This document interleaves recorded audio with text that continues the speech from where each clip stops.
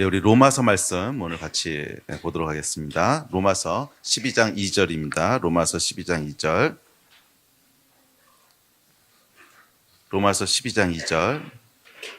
예, 우리 다 찾으셨으면 다 같이 한 목소리로 로마서 12장 2절 같이 읽겠습니다. 시작. 너희는 이 세대를 본받지 말고 오직 마음을 새롭게 함으로 변화를 받아 하나님의 선하시고 기뻐하시고 온전하신 뜻이 무엇인지 분별하도록 하라. 아멘. 제가 에베소서를 살펴보고 있습니다. 이 에베소서는 신앙의 기초에 대한 책이라고 했지요. 우리 믿음의 가장 기초를 이루고 있는 것은 나는 누구며 내가 무엇을 가졌는가 하는 것을 알고 누리는 것입니다.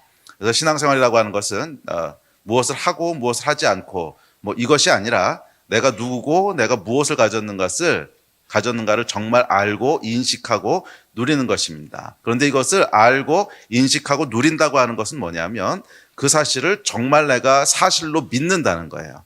사람은 내가 나에 대해서 무엇이라고 나는 누구라고 인식하고 있는가, 나는 나를 누구라고 믿고 있는가, 그냥 교육받고 세뇌받은 어떤 정보 말고 실제로 나는 나의 아이덴티티에서 무엇이라고 믿고 있는가, 이 믿음에 의해서 거기에 그 믿음대로 일관성 있게 움직입니다. 아주 일관성 있게 움직이기 때문에 우리가 예수 믿고 나서 변화된 삶을 산다라고 얘기했을 때 변화된 삶의 기초는 뭐냐면 행동을 컨트롤하는 것이 아닙니다. 너는 주일마다 교회 나와야 돼, 11조 해야 되고, 그 다음에 이건 하면 안 되고, 담배 피면 안 되고, 술 마시면 안 되고, 행동을 컨트롤함으로써 우리의 삶이 변화되는 것이 아니에요. 예수 안에서, 그리스도 안에서 우리 삶이 변화된 삶을 살게 된다고 하는 것은 우리의 믿음이 바뀌는 것입니다. 어떤 믿음이 바뀌냐 하면 내가 누군가, 나는 어떤 존재인가, 나는 무엇을 가지고 있는가 하는 여기에 대한 이 믿음이 바뀌었을 때 그 결과로서 변화된 삶을 살게 되는 것입니다. 그래서 우리가 신앙의 기초에 대한 내용들을 살펴보고 있는데, 그래서 나는 누구고 무엇을 가졌는가, Who I am, What I have, 이것이 결국 우리의 기초입니다. 그리고 에베소서 1장은 여기에 대한 이야기를 하고 있습니다.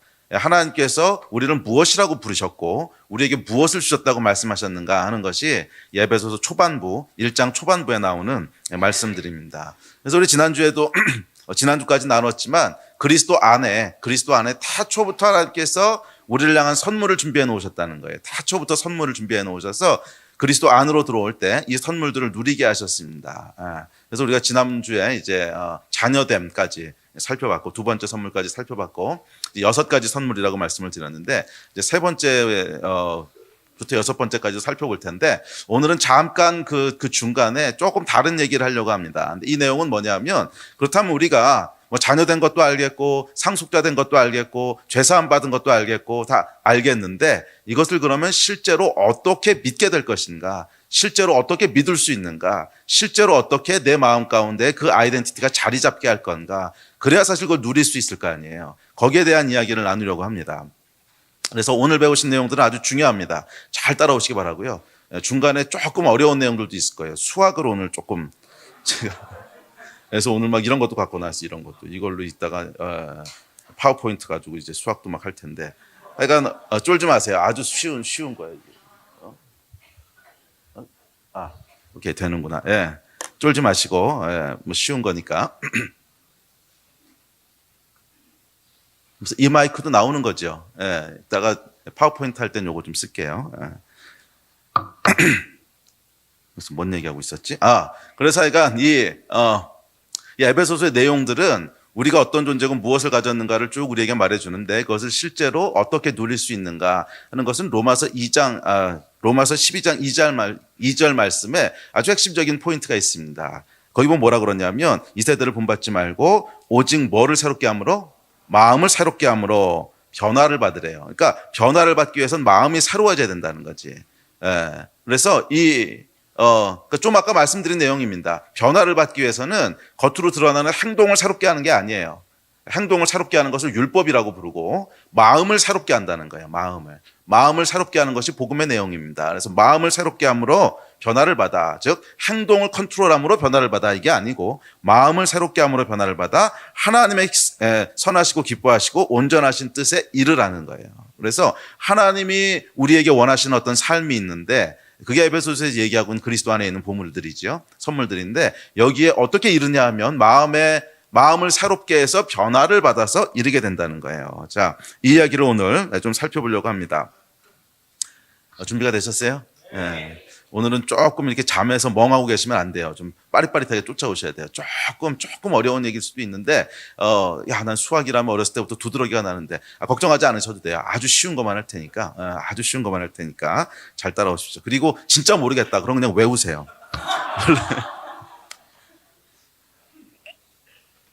사람들이 이 수학이라 그러면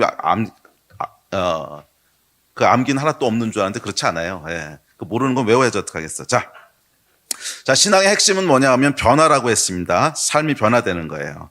예. 그래서 예수 믿고 나서도 삶에 아무런 변화가 없다. 그러면 뭔가 잘못된 것입니다. 뭔가 어디선간 잘못된 거예요. 예수 믿고 나면 반드시 삶에 변화가 따라와야 됩니다. 예. 그렇다면 이 변화는 어떻게 일어날까요? 자, 그건 앞서 얘기했듯이 이 변화는 행동을 컨트롤해서는 불가능합니다. 예. 행동을 컨트롤하는 것이 아니라 이 변화는 무엇을 바꿔야 되는 거예요?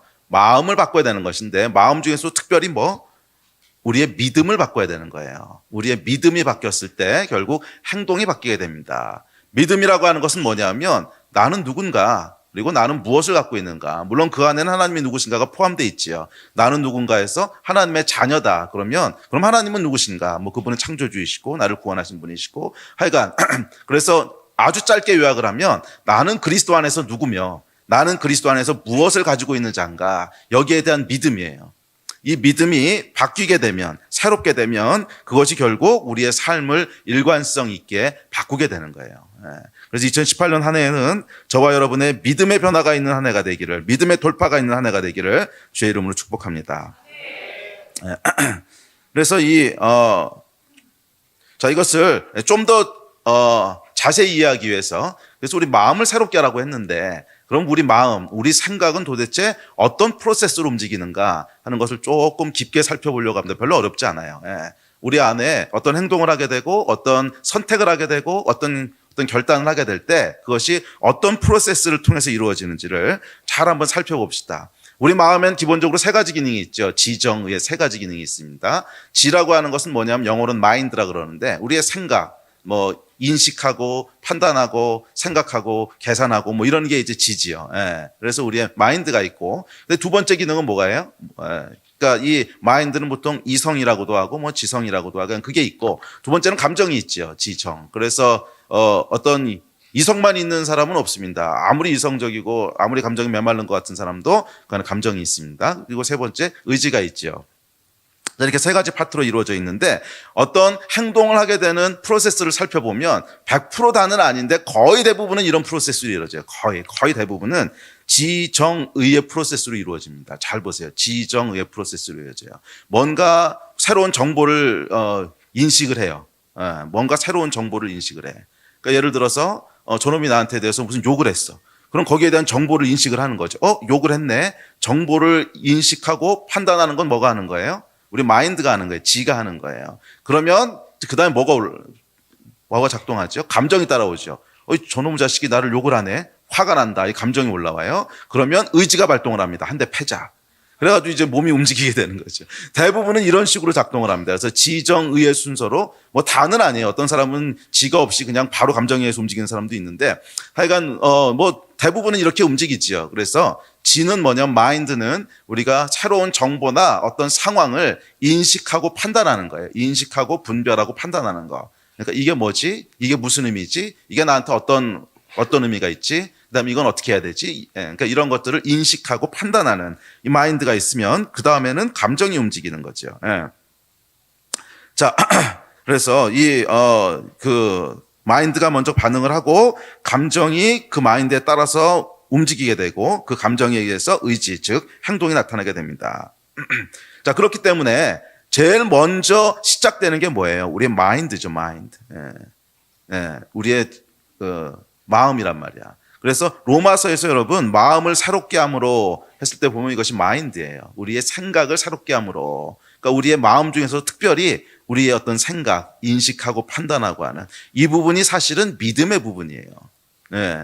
우리의 믿음이라고 하는 것은 여러분 1차적으로는 이성에 관계된 것입니다. 내가 무엇을 사실이라고 인식하느냐, 내가 무엇을 사실이라고 생각하느냐, 내가 무엇을 사실이라고 판단하느냐. 자, 이것이 믿음의 내용이지요. 그래서 우리 마인드는 믿음하고 연결되어 있어요. 그래서 내가 어떤 것을 새로운 상황이나 정보들을 인식하고 판단하고 분별하고 했을 때, 아, 이건 나한테 나쁜 거라고 하는 믿음이 생기는 거지. 또는 아, 이건 나한테 유익한 거, 믿음이 생기는 거지. 이 믿음이 생기면 그 믿음에 대해서 뭐가 반응하는 거예요? 감정이 반응하는 거예요.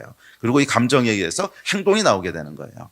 자, 그래서 우리의 마인드가 새로워질 때, 너의 마음을 새롭게 함으로 변화를 받아. 이 얘기는 우리의 마인드가 새롭게 됨으로, renew your mind. 우리의 마인드가 새로워졌을 때 거기서 뭐가 나온다는 거예요? 새로운 믿음이 생겼을 때, 우리의 믿음이 새로워졌을 때, 이 믿음이라고 하는 건 그냥 주여 믿습니다 하는 맹신이 아니라 우리가 무엇을 사실이라고 판단하느냐, 무엇을 사실이라고 인식하느냐, 무엇을 팩트라고 인식하고 무엇을 팩트가 아니라고 인식하느냐, 어떻게 판단하느냐는 이거, 그러니까 이게 믿음이죠.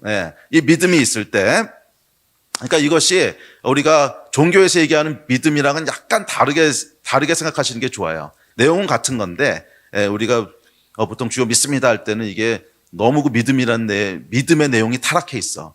믿음의 내용이 너무 왜곡되어 있기 때문에 그냥 맹신하는 걸 믿음이라고 생각하는데 그런 게 아니고, 이 믿음이라고 하는 건 우리 지성이 무엇을 팩트라고 인식했느냐 하는 게 믿음이에요.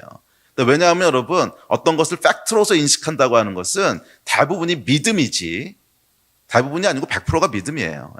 100%가 믿음이에요. 그것을 왜냐하면 증명할 수 있는 방법이 없기 때문에 그래요. 하여간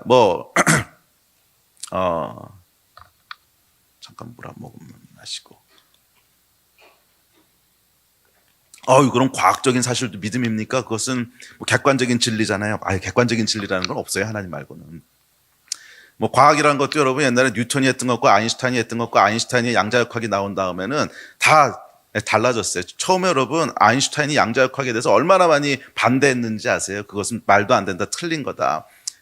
그건 뭐야? 아인슈타인이 자기가 갖고 있는 그 물리학의 세계의 진리에서 비춰보면 말이 안 되는 거거든. 그래서 틀렸다고 했는데 시간이 지나고 나서 보니까 아니야, 이게 아인슈타인의 생각이 틀린 거였고 양자역학이 맞았거든.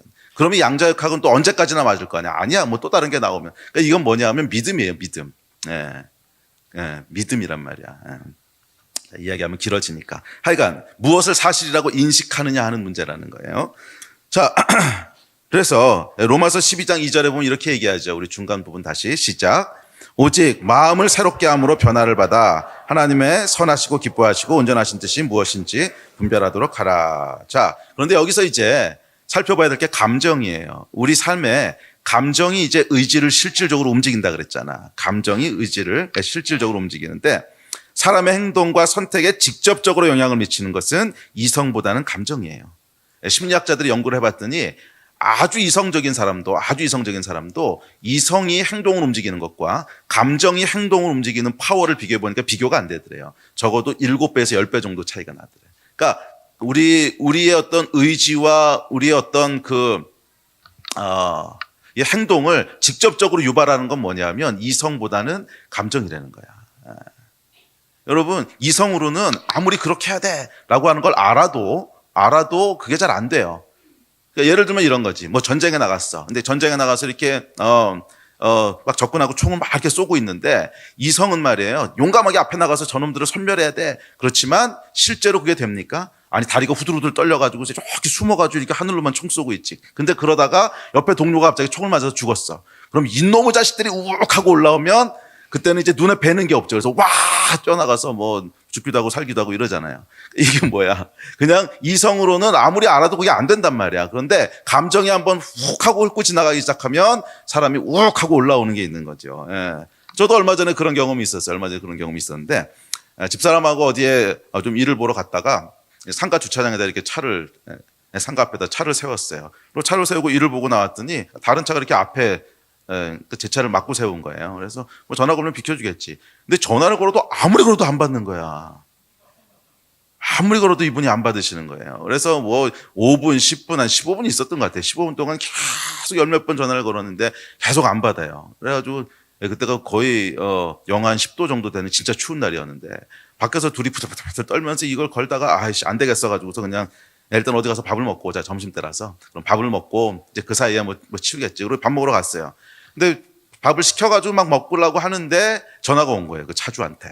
차주한테 전화가 와가지고서 와, 근데 저는 그렇게 황당한 전화는 처음 받아봤어요. 적반하장도 유분수지. 막 화를 내는 거야.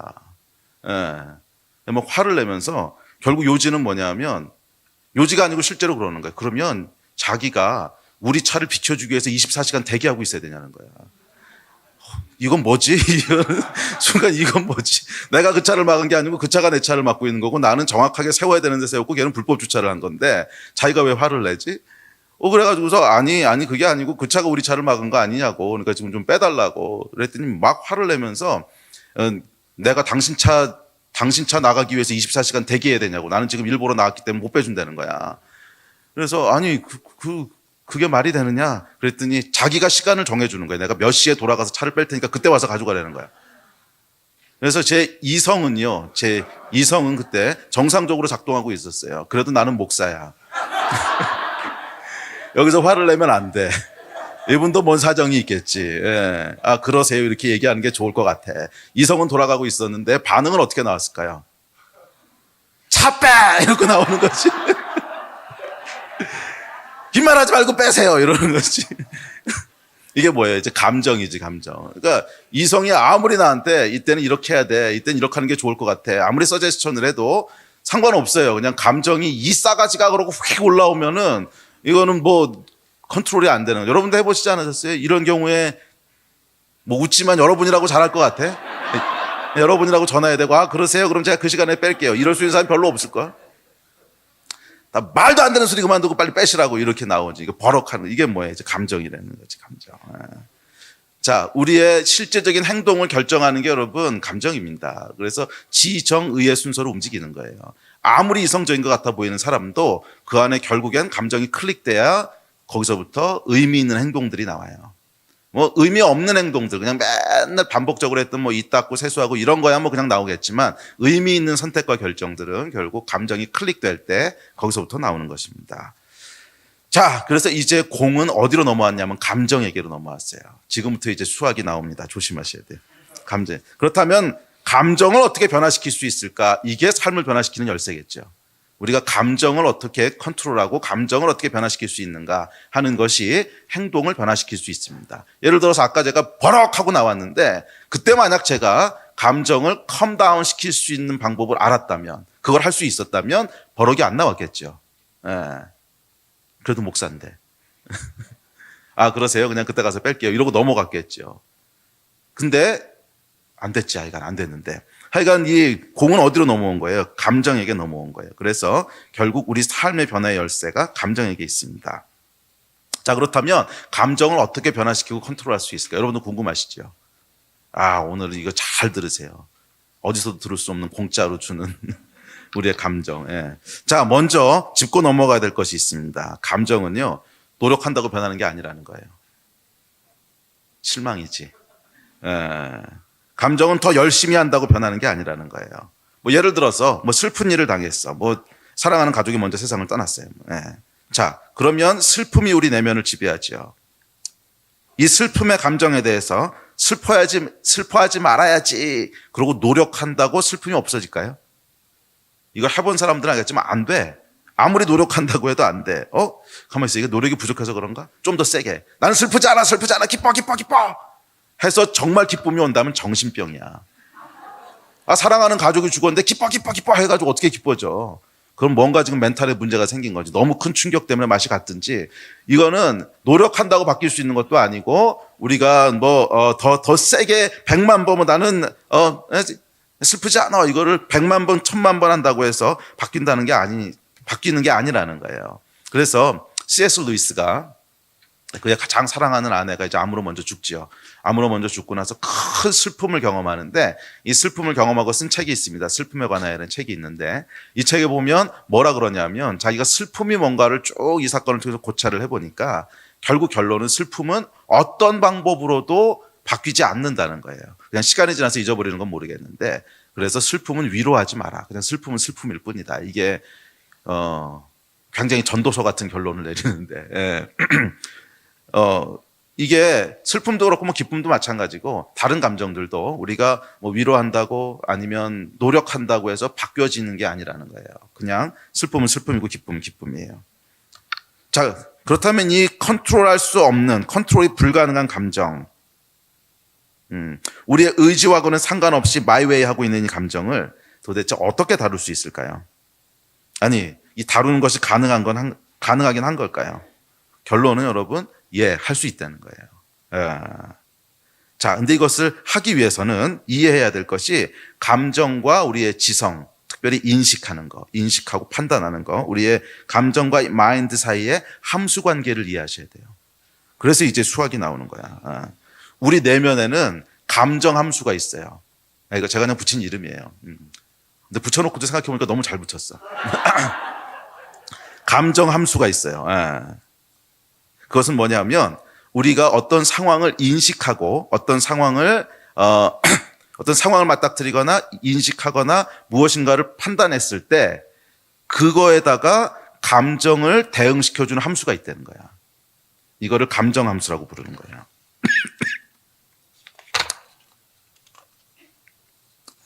자, 설명을 돕기 위해서 이거 되나? 이렇게 하면 그래요. fx는 y, 이게 이제 함수죠. 우리가 보통 생각하는.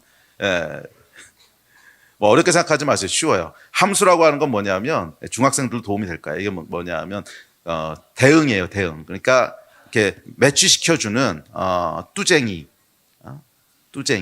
보통 뭐 중매쟁이 있잖아요. 이렇게 남자 여자 매치시켜주는 사람들. 이게 함수야. 함수는 하여간 이쪽에 뭐가 있고 이쪽에 뭐가 있으면 두 개 사이에 이렇게 대응시켜주는 규칙을 함수라 그래요. 대응시켜주는 걸 함수라고 하는데, 그래서 이 함수는 x에다가 y를 대응시켜주는 거야.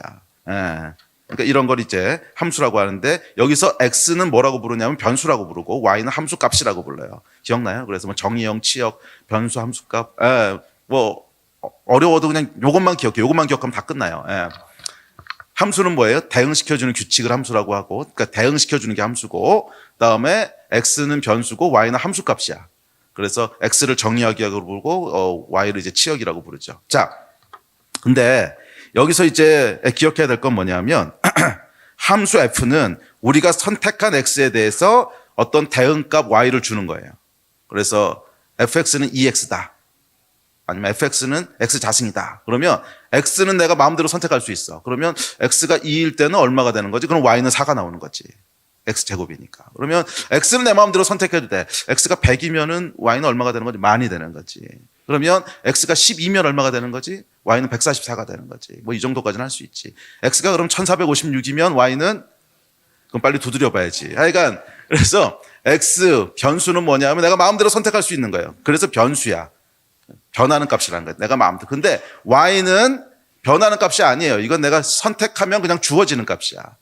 선택하면 주어지는 값이야. 이해가 되세요? 예.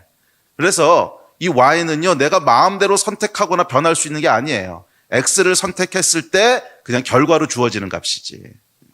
자, 예를 들어서 몸무게 함수가 있다고 합시다. 즉 감정 함수를 설명하기 위해서. 몸무게 함수라는 것도 있어요. 그건 뭐냐면 사람을 내가 선택하면 그 사람의 몸무게를 주는 거. 그러니까 x가 사람이고 y는 그 사람의 몸무게지. 그럼 이것도 함수죠.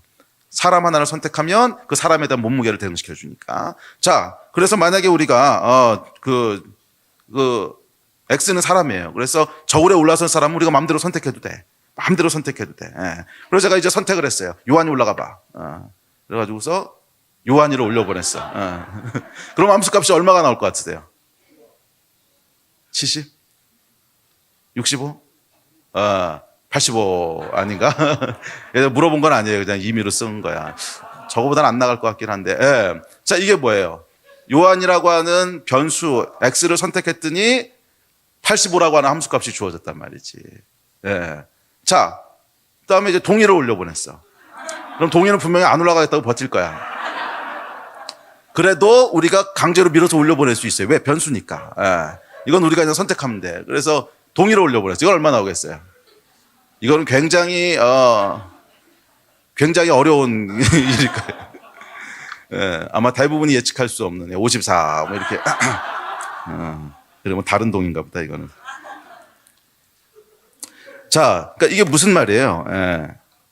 이 몸무게 함수라고 하는 건 뭐냐면 사람을 선택하면 그 사람에 대한 몸무게들을 그냥 이렇게 몸무게를 제너레이트 하는 거예요. 사람이 올라가면 그 사람의 몸무게가 얼마라고 하는 걸 제너레이트 하고 또 누가 올라가면 몸무게가 얼마라는 걸 제너레이트 하고 이게 몸무게 함수예요. 그런데 여기서 우리가 바꿀 수 있는 건 뭐예요? X야, X. 사람은 마음대로 올라가도 돼. 그런데 Y는 바꿀 수 없어요. 그냥 요한이가 올라가서 85가 나왔어. 그런데 마음에 안 든다고 Y를 막 이제 저울한테 대고 65 한다고 65가 되는 게 아니잖아. 50 한다고 해서 50이 되는 게 아니잖아. 얘는 아무리 해도 이건 안 바뀌는 거야. 이건 그냥 X가 선택되면 그냥 주어지는 값이라는 거예요. 자, 이게 의지와 상관없이 결정되는. 그렇다면 감정함수라는 건 무슨 뜻일까?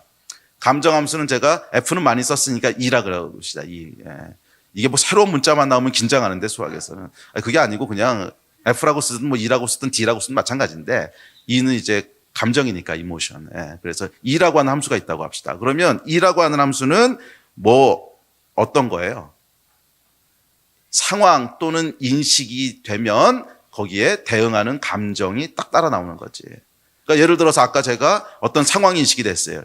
이놈의 자식이 나쁜 놈 하는 상황 인식이 됐어. 그러면 감정이 어떤 게 따라 나오는 거예요? 분노고 이런 게 따라 나오는 거지. 이해가 되세요? 이게 감정 함수라는 거예요. 우리 안에는 이 기능이 태초부터 원래 오리지널 그 하나님 창조하실 때부터 내재되어 있는 기능이야. 우리 안에 지성이 마인드가 상황을 인식하고 어떤 상황 또는 무엇인가를 인식하면 그리고 판단하면 거기에 감정을 딱 대응시켜주는 함수 기능이 우리 안에 이미 내재되어 있는 거예요. 아시겠어요?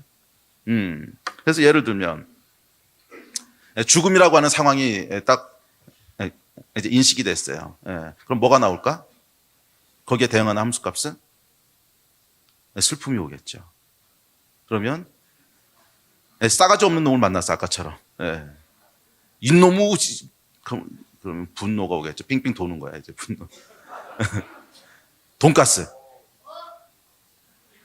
행복, 그렇죠. 또 A학점을 받았어. 그러면 기쁨. 자, 이런 게 뭐냐면 감정함수라는 거예요. 감정함수가 뭔지 아시겠어요? 어떻게 작동하는지 아시겠어요? 자, 그래서 이 E라고 하는 감정함수는 우리가 처한 상황이나 우리 마음이 인식한 어떤 것에 따라 감정이 대응되는 거예요. 감정이 제너레이트 되는 거예요. 생성되는 거예요. 자, 그래서 아까 앞서 우리가 살펴본 수학의 중요한 원칙이 있습니다. 뭐예요? 수학의 원칙이라기보다는 그냥 함수의 성질이에요. 함수이기 때문에. 그것은 X는 우리가 마음대로 바꿔도 되는데 Y는 그렇게 할 수 있는 게 아니라는 거예요. Y는 그냥 X가 선택되면 무조건 주어지는 값이에요.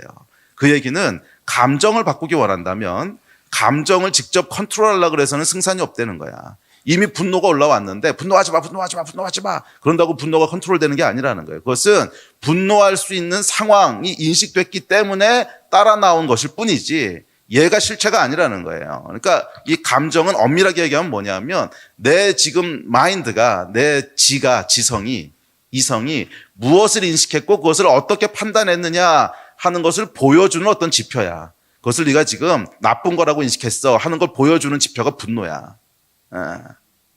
알겠어요? 그러니까 지표를 바꿀 수 있는 게 아니야. 지표를 바꾸려면 뭘 바꿔야 되는 거야? 그 실체를 바꿔야 되는 거지. 왜 이런 분노가 나왔냔 말이야. 이 분노라고 하는 감정함수가 뭔가 제너레이트 했다면 이것이 지표로 나타났다면 뭐가 있었냐는 거야, 그 전에 뭔가를 인식한 게 있는 거지. 인식한 게 있기 때문에 이게 나온 거야. 또 내가 뭐 때문에 굉장히 기뻤어요. 막 기뻐하고 있어. 그러면 그 기쁨이라고 하는 감정은 뭐에 대한 인덱스예요? 뭐에 대한 지표예요? 뭔가 그 전에 사건이 있었던 거지. 뭐 꽁돈을 어디서 얻었든지 아니면 뭐 승진을 했든지 취직이 됐든지 하여간 뭔가가 일어난 거죠. 그리고 그것을 내가 인식하고 판단했더니 이것은 기뻐할 만한 일이야 하는 믿음이 생긴 거지.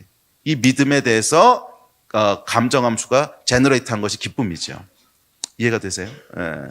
자, 그렇기 때문에 감정을 조절하려고 하면요 100% 실패합니다. 이것은 해봐야 안 돼요. 왜? 이것은 헛개비야, 헛개비. 그냥 어떤 것의 결과로 나타난 인덱스지 그것 자체가 스스로 생성된 게 아니라는 거예요.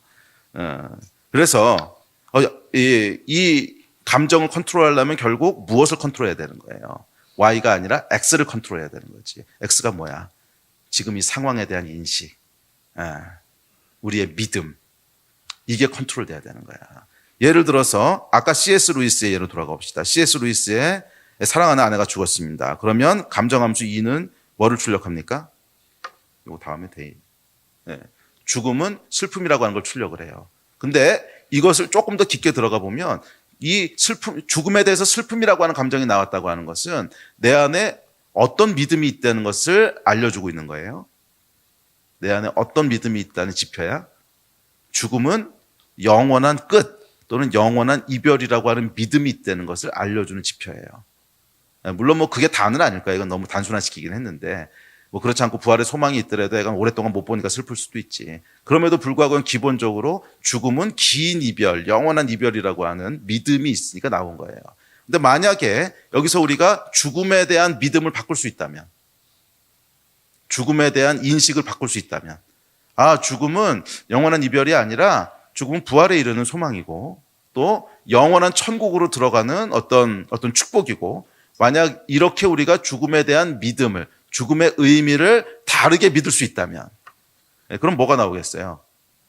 부활, 소망 이렇게 나오겠지. 이해가 되세요? 무슨 말인지?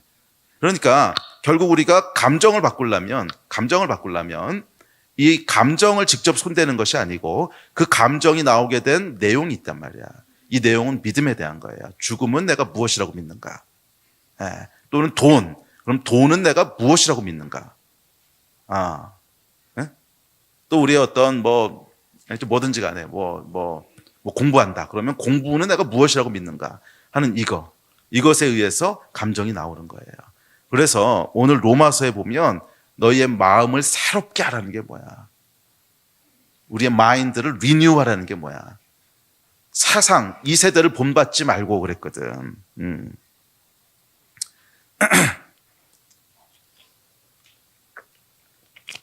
이 세대가 갖고 있는 생각들이 아니라 성경의 생각으로 바꾸라는 거예요. 그렇죠. 그러면 여러분, 이 지표를 바꾸는 것이 아니라 우리 안에 있는 X, 그러니까 X는 보통 나쁜 뜻인데, 하여간 우리 안에 있는 인식, 믿음, 그 내용들을 바꾸면 됩니다. 그래서 여러분, 이 사실을 그냥 둔 채로 감정만 억지로 컨트롤하는 것은 어려운 일이고 가능하지도 않습니다. 아니요, 가능하기는 해요. 어떻게 하면 되냐면 약물을 쓰면 돼요. 마약을 한다든지 아니면은 뭐 진정제를 맞는다든지 약물을 쓰면 가능해요. 근데 이것은 그냥 상황은 그냥 놔둔 채로 감정만 컨트롤하는 거지. 근데 이것을 계속 반복하면 어떻게 되는 줄 아세요? 삶이 파괴돼요. 그래서 삶과 내 감정 사이에 괴리가 일어나요. 그래서 결국엔 삶이 파괴되게 됩니다. 이것을 장기적으로 하게 되면 결국 정신분열증에 이르거나 뭔가 약간 이상하게 되는 거지. 그래서 막 엄마가 죽었는데도 하하거리고 웃고 다니면 미친년이라고 그러잖아요. 이게 왜 그런 거예요? 그러니까 진짜로 미친 여자야. 왜? 사실에 대한 인식과 감정이 따로 노는 거야. 이게 완전 붕괴돼 버린 거야. 이걸 왜 미쳤다 그러는 거거든. 그렇기 때문에 그냥 사실을 가만두고 여기만 계속 움직이면 결국 미친 놈 아니면 미친년이 되는 거예요. 그러니까 이건 가능한 게 아니라는 거예요. 자, 이제 우리가 거의 다 왔습니다. 해답에 이르렀습니다. 그러면 감정을 바꾸기 위해서는 어떻게 해야 된다는 거예요? 로마서 우리 다시 한번 봅시다. 자, 시작. 너희는 이 세대를 본받지 말고 오직 마음을 새롭게 함으로 변화를 받아 하나님의 선하시고 기뻐하시고 온전하신 뜻이 무엇인지 분별하도록 하라. 자, 마음, 생각, 우리의 마인드를 새롭게 하라는 거예요. 생각이 감정을 만들고 감정이 의지를 움직여서 행동을 이룬다면 결국 생각을 바꾸는 것이 우리의 인식, 믿음, 이것을 바꾸는 것이 삶을 바꾸는 열쇠입니다. 근데 이 세대를 본받지 말라요. 그건 뭐냐면 이 세상 사람들이 생각하는 것처럼, 이 세상 사람들이 믿는 것처럼, 이 세상 사람들의 가치관처럼, 우리의 육이 인식하는 것처럼 그렇게 인식하지 말라는 거야. 예를 들면 세상의 가치 또는 육의 가치는 죽음은 그냥 슬픔이라, 죽음은 영원한 끝이라고 믿어요. 이렇게 믿지 말라는 거야. 이 세대를 본받지 말고 너희 마음을 새롭게 함으로 변화를 받아. 새롭게 한다는 건 뭐예요? 말씀으로 새롭게 하는 거예요. 그래서 죽음은 끝이 아니구나. 이것은 영원한 영광에 들어가는 어떤 문이고 이것은 영원한 생명에 이르는 부활에 이르는 축복이고 이것으로 새롭게 하라는 거. 우리 믿음을 새롭게 하라는 거야.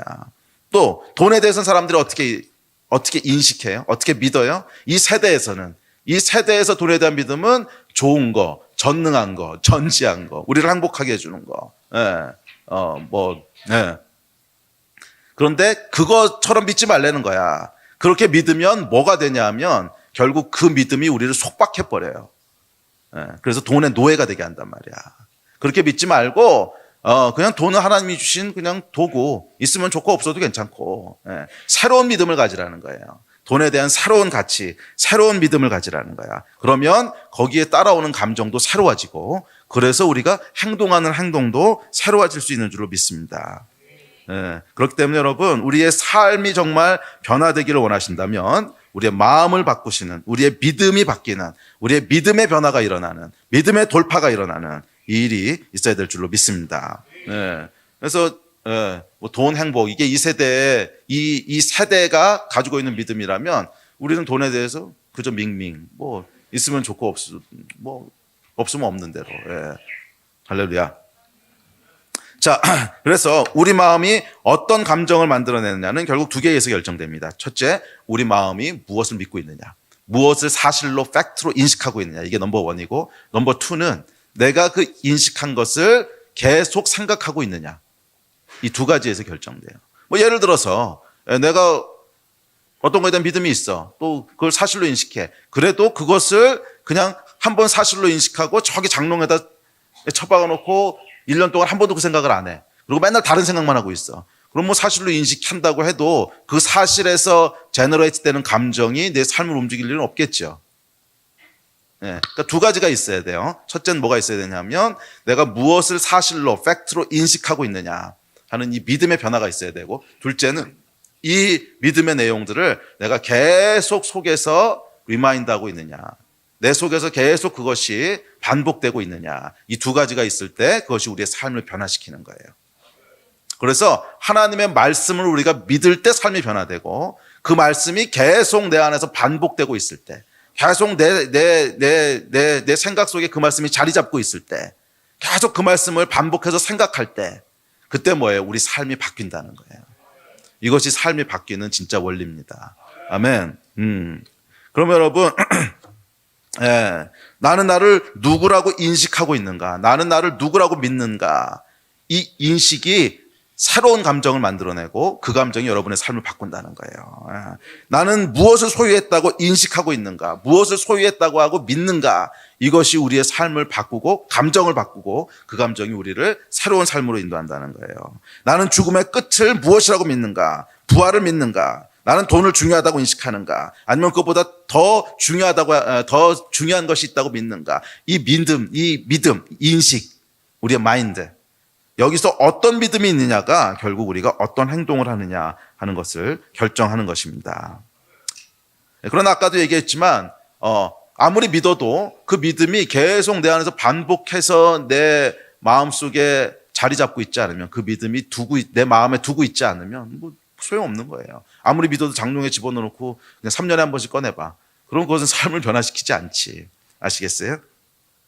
자, 그러므로 여러분, 결국 우리 삶을 변화시키는 건 뭐냐면 하나님의 말씀이에요. 하나님의 말씀. 이 하나님의 말씀이 우리 안에 사실로 믿어지는 거예요. 우리가 하나님의 자녀라고? 그렇다면 우리가 어떻게 자녀에 걸맞는 삶을 살 수 있습니까? 그 말씀을 믿을 때, 그리고 그 말씀을 계속 반복할 때. 그다음 우리가 하나님의 상속자예요. 어마어마한 하나님의 그걸 다 우리가 소유했어. 그럼 이것을 어떻게 우리가 누릴 수 있습니까? 그 말씀을 믿을 때, 그리고 그것을 계속 내 안에서 반복할 때, 이때 그것이 내 것이 되는 거예요. 아멘. 자, 그렇다면 먼저 어떻게 마음에 둘 수 있는지부터 생각해 봅시다. 계속 내 마음에 둬야 된다 그랬는데, 믿는 걸 이제 두 번째로 하고, 먼저 어떻게 계속 마음속에 둘 수 있는가. 유대인들은 여러분, 말씀을 마음에 두는 방법이 있었어요. 아주 단순했어요. 유대인들이 말씀을 마음속에 두는 방법은요, 말씀을 입술에 두는 거예요.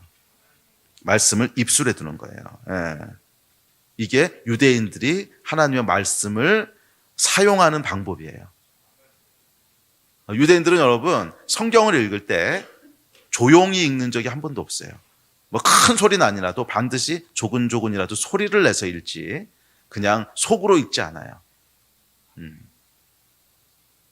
그래서 여러분, 말씀을 묵상하다라고 하는 히브리어의 뜻이 무슨 뜻이냐면 읊조리다 이런 뜻이에요. 중얼중얼 읊조리다, 이게 말씀을 묵상하다의 히브리 원어의 뜻이에요. 그 이야기는 뭐냐면 우리는 말씀을 묵상하다 그러면 묵상 이러다 깊은 뭐 다른 세계로 들어가는데, 이게 묵상이 아니고 소리를 내서 말씀을 읽는 거예요. 소리를 내서. 여러분, 이것이 굉장한 파워가 있습니다. 이건 해보신 분들만 알아요. 소리를 내서 말씀을 읽는 거예요. 굉장히 달라요. 그게 다를까? 안 해본 사람은 다를까? 아니요, 달라요. 해보시면 달라요. 물론 뭐 사람이 많은 데서는 이제 소리 내서 못 읽을 수도 있는데, 저는 가능하면 소리를 내서 읽어요. 가능하면. 그리고 반복해서 읽어요. 그리고 암기해요. 암송해요. 이게 굉장한 파워가 있습니다. 우리의 입술에 말씀을 둘 때 그것이 결국 마음에 말씀을 두는 거예요. 그래서 여러분, 묵상은 말씀을 마음에 두는 것이 아닙니다. 묵상은 말씀을 입술에 두는 거예요. 계속 여러분의 입술로 하나님의 말씀을 읊조리시기를 도전하고 축복합니다. 이게 우리의 마인드를 바꾸는 굉장히 중요한 툴이에요. 이걸 하지 않으면 우리의 아무리 믿음이 있어도 말씀이 계속 반복적으로 내 입에서 선포되지 않으면 그것이 마음에 두어지지가 않는다는 거예요. 그럼 말씀을 내가 믿으면 뭐해? 그 믿은 거 장롱 속에다 집어넣고 일주일에 한 번씩 이렇게 보고 다시 쳐놓고 뭐 이러면 아무리 믿어도 그게 내 삶과 관계가 없는 거예요. 매일매일 하루에도 여러 번 계속 하나님의 말씀을 입술로 읊조리세요. 그래서 암기하고 있는 말씀들은 아주 좋아요. 암기한 걸 계속 반복적으로 읊조리니까 계속 반복적으로 읊조리세요. 그러면 그것이 우리의 생각을 지배해요. 뭐 그럴 수밖에 없는 게 계속 그 말을 내가 입으로 하고 있잖아요. 그러면 결국 그 생각을 합니다. 입으로는 여러분 뭔가 다른 걸 얘기하면서 머리로 다른 것 생각하려고 했어요. 이거 진짜 어려워요. 입으로 이 얘기를 하면서 머릿속으로는 다른 거 생각해보려. 이거 진짜 잘 안 돼. 웬만해서는 안 돼요. 그 얘기는 뭐냐 하면 내가 입으로 뭔가를 계속 읊조리고 있으면 내 머리도 그걸 생각한다는 거야. 그건 어쩔 수 없어요. 우리가 구조가 그렇기 때문에. 그래서 계속 여러분들이 입으로 하나님의 말씀을 읊조리고 선포하고 있을 때 우리의 머리도 우리의 마음도 계속 그 생각을 하는 거예요. 그러니까 마음이 계속 그 생각을 하니까 그 생각에 합당한 감정들이 제너레이트 되는 거야. 그리고 그 감정이 우리의 삶을 움직이는 거예요. 이해가 되셨습니까? 자, 두 번째, 그러면 어떻게 우리가 하나님의 말씀을 믿음으로 받아들일 수 있는가? 믿음으로 인식할 수 있는가? 성경이 얘기합니다. 우리 다음 구절 시작. 그러므로 믿음은 들음에서 나며 들음은 그리스도의 말씀으로 말미암았느니라. 아주 명확해요. 성경이 한 문장으로 딱 못 박아 얘기했어요. 믿음은 요구한다고 생기는 게 아니야. 믿음을 주십시오 이렇게 한다고 생기는 게 아니고 믿음은 들음에서 나고, 근데 무엇을 들어요? 하나님의 말씀을 들음에서 난다는 거야. 말씀을 들을 때 믿음이 생긴다는 거야. 예. 우리가 듣는다고 했을 때 다른 사람을 통해서 듣는 것도 물론 도움이 되지만 가장 파워풀하게 듣는 건 뭐냐 하면 내가 하나님의 말씀을 선포하는 걸 듣는 거예요. 내 입에서 나와서 내 귀로 들어가는 거야. 이건 해보니까요, 적어도 2배, 3배 효과가 있어요. 내가 하나님의 말씀을 내 입으로 선포하고 그것을 내 귀로 듣는 거예요. 이게 여러분 우리의 믿음을 자라게 하는, 믿어지게 하는 요소라는 거예요. 그래서 여러분, 제가 제일 좋아하고 제일 사랑하는 게 뭐냐면 저는 하나님의 말씀을 가지고 계속 그 말씀을 선포하는 거예요. 말씀을 선포하고 말씀을 계속 다시 읽고 그러다 보면 그 말씀에 대한 계시가 임해. 이게 이런 뜻이었네. 몰랐던 말씀. 이게 이런 의미였네. 아이고 내가 이걸 안 하고 있었잖아. 이런 깨달음이. 근데 이게 누가 하시는 거냐면 성령께서 하시는 거예요. 성령께서는 우리가 말씀을 선포하고 있을 때, 내 입술에 말씀을 둘 때 성령께서 일하세요. 그것은 다 우리가 설명할 수 없는 파트가 있어. 아니 그냥 단순히 말씀을 읽는데 왜 믿어질까? 그것은 단순히 어떤 교육학적인 효과가 있어서 그런 것이 아니라 말씀을 여러분들의 입술에 둘 때, 우리가 입을 열어 하나님의 말씀을 선포하기 시작할 때 말씀은 여러분 영이에요. 말씀은 글자가 아니야. 말씀은 영이야. 하나님의 계시로 쓰여진, 하나님의 영감으로 기록된 말씀은 영이에요. 그래서 우리가 하나님의 말씀을 우리 입으로 선포하기 시작할 때 하나님의 영이 역사하기 시작해요. 이건 제가 여러 번 경험했고 매일매일 경험하는 거야. 하나님의 말씀을 내가 내 입술로 선포하기 시작할 때, 하나님의 말씀을 펼쳐서 내가 이 말씀 속으로 들어갈 때, 와, 이것이 하나님의 말씀이구나, 이 말씀을 내 입으로 읽고 선포할 때 내 안에 성령께서 움직이기 시작해요. 그러면서 이 말씀이 감동이 되고, 감동된 말씀이 믿어지게 되고, 그 말씀 앞에 회개하게 되고, 그 말씀 앞에 반응하게 되고, 기뻐하게 되고, 순종하게 되고, 이거는 우리 안에 거하시는 성령님의 역사예요. 이 과정을 통해서 하나님의 말씀이 믿어지게 되는 거예요, 우리 안에. 그러면 여러분, 정말 우리 삶이 변화되기를 원하신다면, 특별히 하나님의 말씀대로 변화되기를 원하신다면, 에베소서에서 얘기했던 하나님의 자녀라고 하는 삶이 정말로 누려지기를 원한다면, 하나님의 상속자라고 하는 것이 진짜로 누려지기 원한다면 무엇을 해야 되는 거예요? 하나님의 말씀을 여러분의 입에 두세요. 하나님의 말씀을 여러분의 입에 두세요. 마음에 두는 게 아니야. 입에 두세요. 아멘. 우리 입은요, 여러분, 우리가 하는 말은 굉장한 능력이 있습니다. 말이 영이라고 하는 거 제가 한 두세 달 전에 증명해 드렸죠. 했던 것 같은데, 말이 영이라고. 그 원숭이가 말 못하잖아. 말이 영이에요. 하나님의 말씀도 영이고 여러분이 하는 말도 영이에요.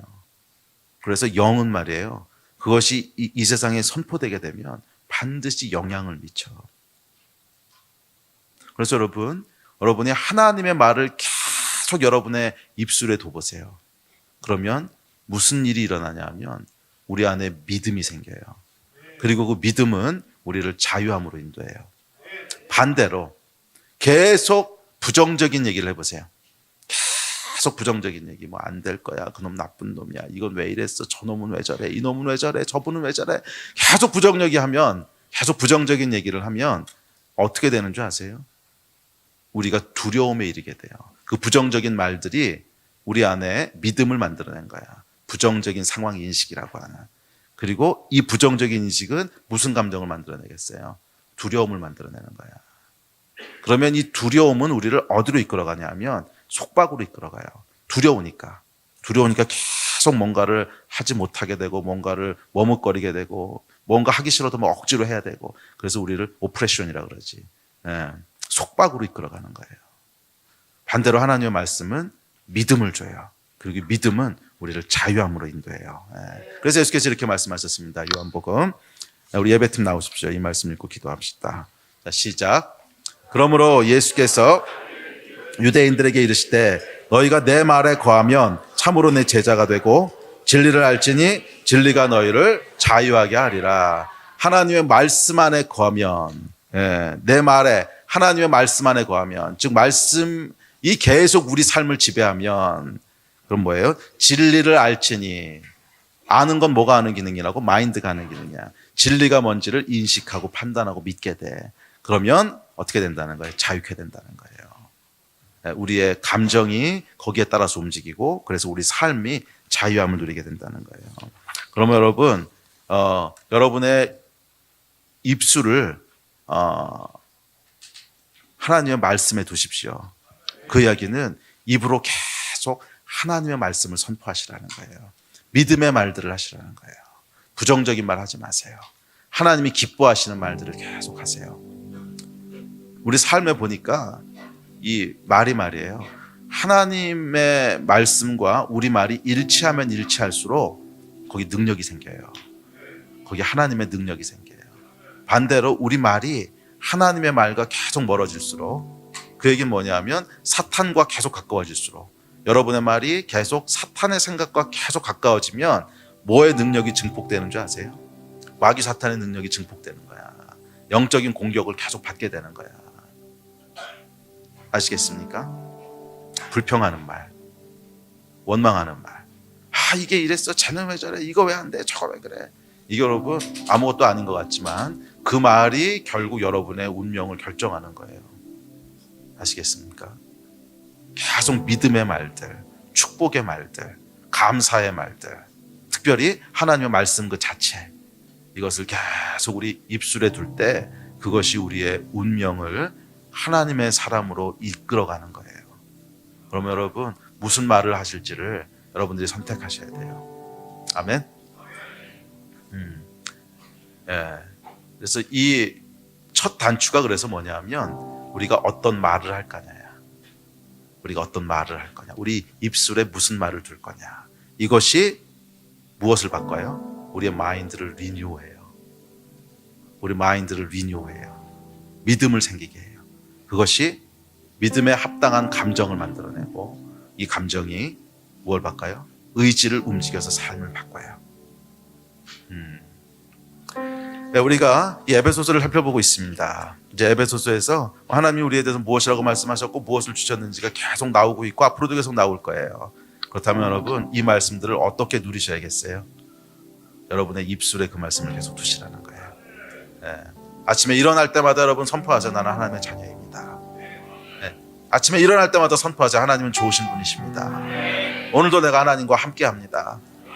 오늘도 나는 믿음의 말을 하면서 살 것입니다. 계속 여러분 이것들을 선포하셔야 돼요. 네. 부정적인 생각에 여러분의 마음을 빼앗기지 마세요. 그것은 말에서부터 결정돼요. 부정적인 말을 여러분의 입에 두지 마세요. 네. 마귀가 좋아하는 말을 여러분의 입에 두지 마세요. 원망과 불평과 딴 사람들에 대한 어쩌고 저쩌고 이런 것들, 이거 여러분 입에 두지 마세요. 그걸 얘기하는 순간 뭐가 증폭돼요? 마귀의 능력이 여러분 가운데 충만하게 증폭되는 거야. 그럼 어떻게 되는 거예요? 공격받게 되는 거지. 믿음의 말들을 하세요. 그러면 하나님의 역사와 능력이 충만할 줄로 믿습니다. 오늘 자리에서 일어납시다.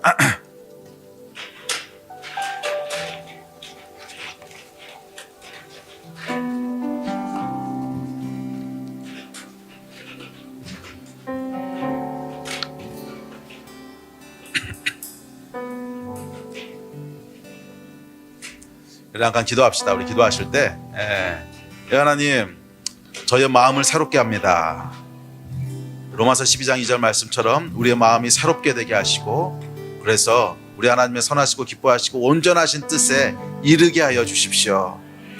우리가 믿음의 말들, 하나님의 말씀을 내 입에 두기를 결단합니다. 우리가 하나님의 말씀을 내 입에 두기를 결단합니다. 부정적인 말들, 마귀의 말들을 내 입에서 끊기를 결단합니다. 주님, 내 믿음이 새로워지게 하여 주십시오. 내 믿음이 새로워지게 하여 주십시오. 우리 이를 위해서 한 2, 3분 정도 같이 기도합시다. 기도하시겠습니다.